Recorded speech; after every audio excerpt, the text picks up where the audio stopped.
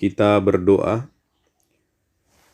Kasih karunia dan damai sejahtera dari Allah Bapa kita dan dari Tuhan Yesus Kristus menyertai kamu. Amin. Firman Tuhan buat kita pada hari ini terambil dari Zakaria pasalnya yang ke-8 ayat 8. Demikian firman Tuhan.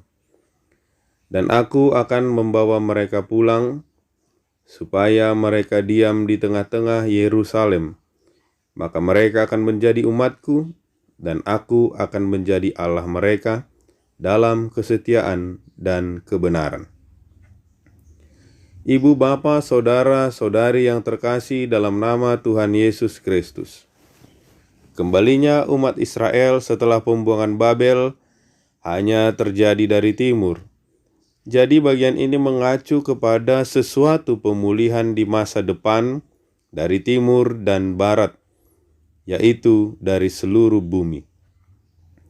Allah akan sungguh-sungguh menjadi Allah umatnya, dan manusia akan menerima kebenarannya melalui Kristus. Hubungan perjanjian akan diperbarui, dan seluruh umat akan dipenuhi dengan hadirat Allah. Janji pengampunan dan pemulihan ini akan menjangkau semua umat Allah dimanapun mereka. Saya berjalan dengan iman, bukan dengan penglihatan.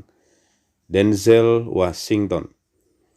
Dalam seluruh pelayanannya, Yesus berulang-ulang menghargai orang-orang karena iman mereka dan menegur orang-orang lain karena iman mereka yang kurang.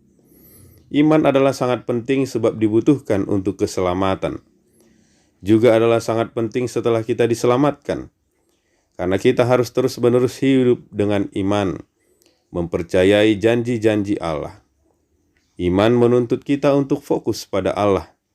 Jika tidak demikian, kita akan mulai melihat keadaan kita dan kepercayaan kita kepadanya akan mulai terhuyung-huyung.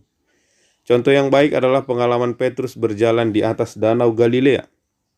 Mula-mula dia yakin, tetapi setelah dia mengalihkan pandangannya dari Yesus dan memandang angin, alasan kemanusiaan menguasai.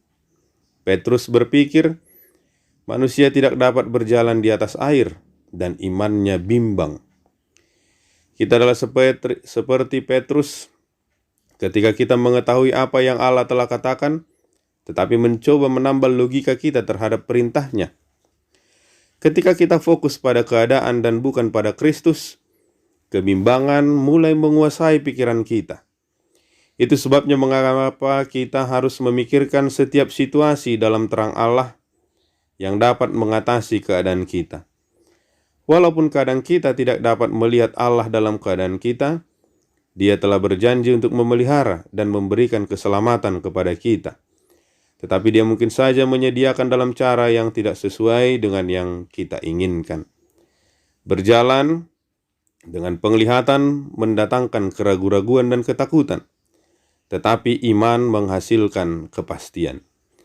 Ibu, bapa, saudara-saudari yang terkasih dalam nama Tuhan Yesus Kristus, yakinlah Allah akan menyelamatkan kita dalam setiap penderitaan dan pergumulan kita.